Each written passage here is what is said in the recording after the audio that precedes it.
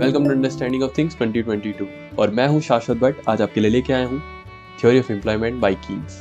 तो theory of employment, आप जैसे कि ये नाम से ही पता चल रहा है, ये एक थ्योरी बताएगी एम्प्लॉयमेंट के बारे में, किस तरीके से एम्प्लॉयमेंट होता है मार्केट के अंदर। ये थ्योरी दी थी कीन्स ने।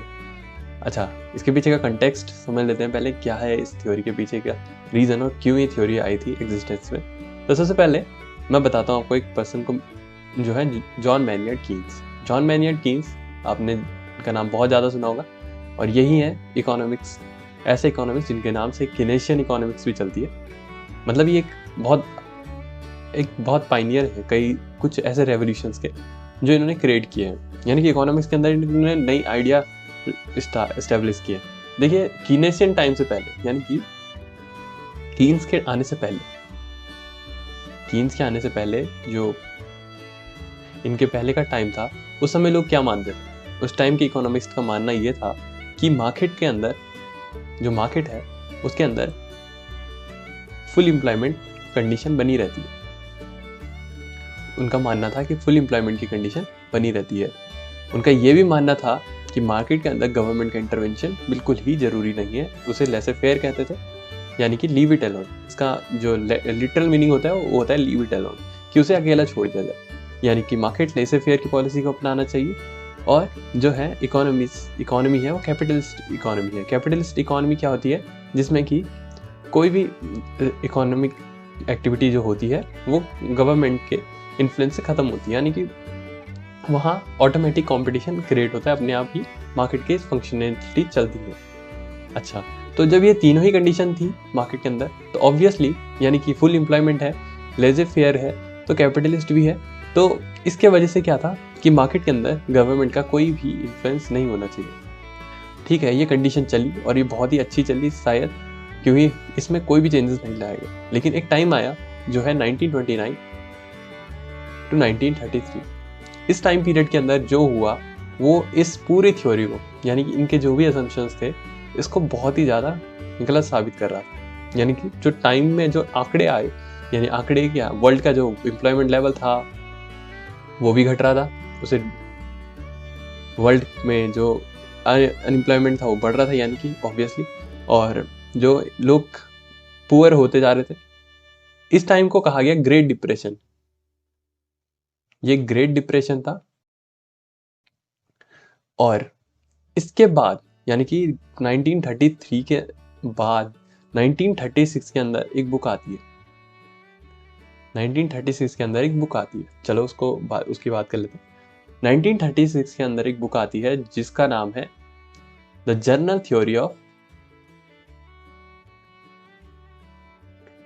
Theory of employment, interest and money. Employment, interest and money. इस थ्योरी के, इस बुक के अंदर जो था, इसका नाम ही बता रहा था कि एक जनरल थ्योरी थी। देखिए, कीन्स कहते थे, कीन्स का मानना ये था कि जो भी फुल एम्प्लॉयमेंट की बात करते हैं, यानी कि फुल एम्प्लॉयमेंट जो कहा गया, ये जो है ये एक कैसी कंडीशन है? ये एक ऐसी स्पेशल कंडीशन है। यानी कि कीन्स के अकॉर्डिंग ये एक कंडीशन स्पेशल थी। ये कोई जनरल कंडीशन नहीं थी कि मार्केट के अंदर हर बार हर कंडीशन में फुल एम्प्लॉयमेंट बना रहे। ये कंडीशन एक, मतलब क्या थी, एक स्पेशल कंडीशन थी। तो उन्होंने अपनी ये बुक के अंदर जो था, उनकी जितनी भी थ्योरी थी वो सब जनरल थ्योरी थी, यानी कि एप्लीकेबल टू ऑल, मतलब हर किसी के लिए ये एप्लीकेबल थी। तो उन्होंने इस बुक के अंदर लिखी अपनी जनरल थ्योरी। अब वो एम्प्लॉयमेंट की जब बात करते हैं तो उन्होंने इस थ्योरी को थ्योरी ऑफ एम्प्लॉयमेंट का नाम दिया। और ये थ्योरी कहती थी दो चीज़। ये कहती थी कि जो एम्प्लॉयमेंट है वो मार्केट में डिपेंड करता है इफेक्टिव डिमांड पे। उनका कहना था कि एम्प्लॉयमेंट जो है मार्केट के अंदर वो इफेक्टिव डिमांड पे डिपेंडेंट है, और जो मार्केट का इफेक्टिव डिमांड है वो कुछ चीज़ों से इन्फ्लुएंस करता है। वो जो इफेक्टिव डिमांड है वो कुछ चीज़ों से इन्फ्लुएंस करता है, जो कि है एग्रीगेट सप्लाई और एग्रीगेट डिमांड। आइए अगले इसमें जानते हैं कि क्या होता है एग्रीगेट सप्लाई और क्या होता है एग्रीगेट डिमांड और क्या है इफेक्टिव डिमांड, जिसकी कीन्स बात कर रहे हैं। तो समझते हैं। देखिए, इफेक्टिव डिमांड या एग्रीगेट डिमांड या एग्रीगेट सप्लाई प्राइस, ये सभी चीजें बताई है कीन्स ने और इनकी थ्योरी को कंप्लीट करती हैं यही सभी चीजें। तो सबसे पहले बात कर लेते हैं एग्रीगेट सप्लाई प्राइस की। तो एग्रीगेट सप्लाई प्राइस क्या है? तो एग्रीगेट सप्लाई प्राइस की जब हम बात करते हैं तो एग्रीगेट सप्लाई प्राइस कहते हैं उस कॉस्ट को जो कि इंकेयर किया जाती है किसी भी गुड्स और सर्विस की प्रोडक्शन के लिए, गुड्स एंड सर्विस की प्रोडक्शन के लिए। अच्छा, देखिए, आप एक बहुत बेसिक चीज मैं बताना चाह रहा हूं आपको, ये बहुत बेसिक चीज है। आपको मालूम होगा जब आपका प्रोडक्शन से जो पैसा मिल रहा होगा, यानी कि जब प्रोडक्शन से पैसा जो मिल रहा होगा ना, इससे जो अर्निंग हो रही होगी वो जब ज्यादा होगी, किससे? जितना आप उस पर लगा रहे होंगे। देखिए, किसी भी काम को कराने के लिए आपको कुछ पैसे देने होते हैं ऑब्वियसली, और उससे आपको कुछ रिजल्ट मिलता है। अगर आपको जो रिजल्ट है वो ज़्यादा मिले और आप कॉस्ट जो है वो कम करें, तो आप ऑब्वियसली क्या करेंगे? उस काम को बढ़ावा देंगे, यानी कि उस काम को ज़्यादा से ज़्यादा करेंगे। और इस वजह से आप क्या करेंगे? कुछ एम्प्लॉयज़ हायर करेंगे। एम्प्लॉय हायर करेंगे तो उससे क्या होगा? उससे क्रिएट होगा एम्प्लॉयमेंट, जिसे हम कहते हैं एम्प्लॉयमेंट। जब आप लोगों को हायर करेंगे तो उनको मिलेगा एम्प्लॉयमेंट और इससे क्या बढ़ेगा? एम्प्लॉयमेंट। तो एग्रीगेट सप्लाई प्राइस वो प्राइस है जिससे आप जो गुड्स एंड सर्विस को एक्सपेक्ट कर रहे हैं वो आपको मिले एक पर्टिकुलर एम्प्लॉयमेंट लेवल पे। इसकी बुकिश डेफिनेशन पे आ जाएंगे, थोड़ा ही देर में आपको बुकिश डेफिनेशन से भी वाकिफ करा देंगे, लेकिन ताकि आप कंफ्यूज ना हो इसलिए हम इसको अभी के लिए बहुत सिंपल टर्म में समझ रहे हैं कि कॉस्ट है। ऑब्वियसली कॉस्ट है। अब आ जाते हैं दूसरी चीज जो एग्रीगेट डिमांड प्राइस है, क्योंकि यही दो टर्म्स हैं जो इस थ्योरी के अंदर काम करने वाले हैं, और एक इफेक्टिव डिमांड भी है। तो एग्रीगेट डिमांड प्राइस क्या है? एग्रीगेट डिमांड प्राइस आपका रेवेन्यू है। अगर वो कॉस्ट है तो ये आपका रेवेन्यू है। रेवेन्यू यानी कि अर्निंग, रेवेन्यू यानी कि अर्निंग जो आपको मिलने वाला है, जो आपने एक्सपेक्ट किया है, इसे बोलते हैं एक्सपेक्टेड अर्निंग, कि आपको इतना मिल सकता है, एक्सपेक्टेड अर्निंग है। इस थ्योरी को समझने के लिए ये दो चीजें आपको बहुत इजीली समझ लेनी चाहिए। ये कॉस्ट है और ये अर्निंग है। इफेक्टिव डिमांड जो है, इफेक्टिव डिमांड को कीन समझाते हैं कि ये टोटल एक्सपेंडिचर है, यानी कि टोटल खर्चा। टोटल खर्चा, टोटल एक्सपेंडिचर।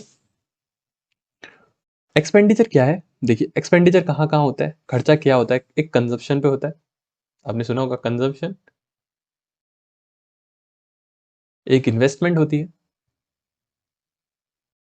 जो कि खर्चा होता है, और एक आपका गवर्नमेंट एक्सपेंडिचर, यानी कि गवर्नमेंट का खर्चा। लेकिन इस थ्योरी के अंदर हम अभी गवर्नमेंट एक्सपेंडिचर को नहीं डिस्कस करेंगे, हम दोनों कंजम्पशन और इन्वेस्टमेंट की बात करेंगे, यानी कि जो आप ले रहे हैं और जो आप खर्च कर रहे हैं। इफेक्टिव डिमांड यहाँ पे इस थ्योरी के अंदर हम जो आपको समझाएंगे वो होगा इन दोनों का इंटरेक्शन, जहाँ पे aggregate supply price, aggregate demand price मिल जाएंगी, यानी कि इंटरसेक्ट कर जाएंगी, उसी को हम इफेक्टिव डिमांड कहने वाले। ठीक है, अब आप एक अपने माइंड में दो तीन चीजें बैठा लें। सप्लाई प्राइस की जब भी हम बात करेंगे तो हम कॉस्ट की बात करेंगे, डिमांड प्राइस की जब भी हम बात करेंगे तो हम रेवेन्यू की बात करेंगे, यानी अर्निंग की बात करेंगे, और इफेक्टिव डिमांड की हम बात करेंगे तो वो जहाँ पे इंटरसेक्ट कर रहे होंगे दोनों, यानी कि जहाँ पे दोनों इक्वल हो जाएंगे। ऑब्वियसली अब ये हम ग्राफ के थ्रू पढ़ेंगे, क्योंकि ये इस चैनल का एक तरीका है कि हम ग्राफ के थ्रू ज़्यादा से ज़्यादा चीज़ों को आपको समझाने की कोशिश करते हैं। तो आइए इस थ्योरी को समझ लेते हैं। तो थ्योरी शुरू करने से पहले सबसे पहले हम एक चीज़ बताना चाहते हैं आपको। ये जो कीन्स ने जो थ्योरी दी है ये शॉर्ट रन के लिए दी है, यानी कि ये थ्योरी जो वैलिड है शॉर्ट रन में। कीन्स का इसके पीछे एक रिमार्क है, वो कहते हैं कि एक तो शॉर्ट रन के अंदर टेक्नोलॉजिकल और ये चीज़ें चेंजेस नहीं होती हैं, ये आपको मालूम नहीं होगा, टेक्नोलॉजी चेंज नहीं होती है, और भी कई चीज़ें जो कांस्टेंट रह जाती हैं, यानी कि कांस्टेंट हो जाती है कुछ चीज़ें। तो ये भी एक रीज़न है। एंड सेकेंडरी रीज़न, कीन्स का एक रिमार्क है, वो कहते हैं कि in long run we all are dead, in long run we all are dead. ठीक है, इतना उन्होंने कहा है। तो ये रिमार्क्स है ये, और इसके साथ साथ ये थ्योरी जो है ये डिमांड ओरिएंटेड मॉडल है, यानी कि जो इस बार जो ये था, ये डिमांड ओरिएंटेड था, डिमांड ओरिएंटेड थ्योरी कह सकते हैं आप इसे। रीजन, क्योंकि इसमें हम डिमांड देखेंगे, एग्रीगेट डिमांड को देखेंगे। इससे पहले जो क्लासिस्ट यूज करते थे, जो क्लासिकल अप्रोच थी, वो क्या थी? वो थी आपकी supply oriented theory. Supply oriented यानी कि उसमें देखा जाता था, उसमें कहा जाता था कि जो सप्लाई है वो अपनी डिमांड खुद ब खुद क्रिएट करती है, जो कि सेज लॉ है, आपको मालूम ही होगा। तो वो सप्लाई ओरिएंटेड थ्योरी होती थी, और ये है डिमांड ओरिएंटेड थ्योरी। इसीलिए से डिमांड ओरिएंटेड थ्योरी कहा गया। तो जैसे कि आप देख पा रहे होंगे, हमने यहाँ पे दो एक्सिस बनाई है, एक रिसीप्ट्स है और एक एम्प्लॉयमेंट लेवल है। तो रिसीप्ट्स बता रही है आउटपुट फ्रॉम सेल, यानी कि जो आउटपुट सेल से मिला होगा को बोलेंगे आउटपुट फ्रॉम सेल।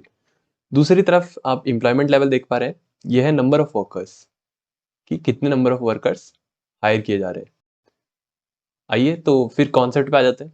देखिए, कीन्स ने कहा था कि एग्रीगेट सप्लाई और एग्रीगेट डिमांड क्रिएट करती है इफेक्टिव डिमांड, यानी कि दोनों मिलके इफेक्टिव डिमांड को बनाती है एक पॉइंट पे। तो आइए समझते हैं पहले। देखिए, जैसे जैसे आप देख पा रहे होंगे, यहाँ पे दो कर्व्स हमने ड्रॉ किए हैं, एग्रीगेट डिमांड और एग्रीगेट सप्लाई के। अभी हमने थोड़ा देर पहले बात की थी कि एग्रीगेट डिमांड जो है वो बताता है आपका रेवेन्यू को, और जो एग्रीगेट सप्लाई है वो आपको बताता है कॉस्ट, यानी कि कॉस्ट फॉर प्रोडक्शन। अब हमने ये चीज और समझनी है। देखिए, रेवेन्यू, जब भी रेवेन्यू ग्रेटर होगा कॉस्ट से, तो वो ऑब्वियसली क्या होगा? प्रॉफिट, यानी कि वो फायदा होगा, फायदे का सौदा। और अगर रेवेन्यू यानी कि कम होगा रेवेन्यू कॉस्ट से, तो क्या होगा? ये लॉस हो जाएगा, यानी कि हमेशा घाटा होने वाला है। देखिए, आप समझिए, ऑब्वियस चीज है कि जब आप खर्चा ज्यादा लगा रहे हो और आपको फायदा कम मिल रहा हो, तो वो लॉस होता है। और जब आप खर्चा कम कर रहे हो और आप रेवेन्यू ज्यादा कमा रहे हो, तो वो आपका प्रॉफिट होता है। अच्छा, जब प्रॉफिट होता है, यानी कि ये कंडीशन, जब प्रॉफिट होता है, तो आप क्या करते हैं? आप उस बिजनेस को बढ़ाना चाहते हैं, आप बिजनेस बढ़ाना चाहते हैं, इसलिए आप क्या करते हैं? एम्प्लॉय हायर करते हैं, एम्प्लॉय हायर करते हैं अपने फर्म्स के लिए, एम्प्लॉय को हायर करते हैं।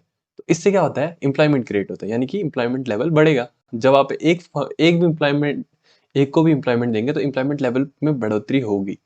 ठीक है। आप किस वजह से देंगे? आप तो देंगे कि रिसीप्ट आपको उससे मिल रहा है, यानी कि आपको उससे रेवेन्यू मिल रहा है। ठीक है, आप तो उस वजह से देंगे कि आपको उसके वजह से क्या मिल रहा है? रेवेन्यू। उस एक्सपेक्टेशन में देंगे, तो आप उसको एम्प्लॉयज को हायर करते जाएंगे।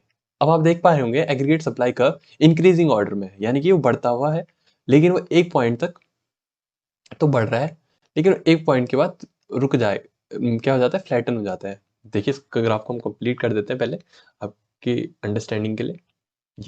ये इस पॉइंट के बाद क्या होगा? फ्लैटन हो जाएगा। ये है फुल एम्प्लॉयमेंट की कंडीशन। इस कंडीशंस को बोलते हैं फुल एम्प्लॉयमेंट की कंडीशन। तो इस कंडीशन के बाद ये क्या हो जाता है? फ्लैटन होने लग जाता है। इसको भी समझेंगे क्यों ऐसा होता है। सबसे पहले हम बात करते हैं कि आप इंक्रीजिंग ऑर्डर में इसको देख पा रहे होंगे। इसका मतलब ये है कि एम्प्लॉयमेंट लेवल बढ़ता ही जाएगा। कब तक?